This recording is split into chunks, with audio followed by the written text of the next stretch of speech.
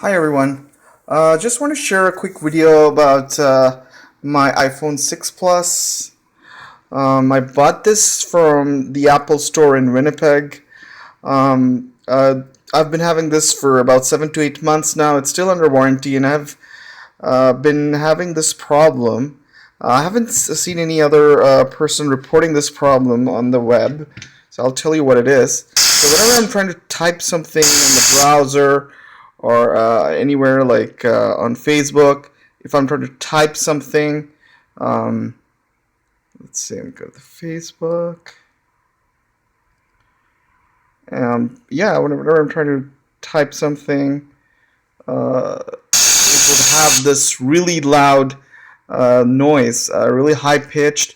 Even when I'm trying to reduce the volume to zero, it would still have that problem. Yeah, so yeah, I've spoken to the Apple Store people here.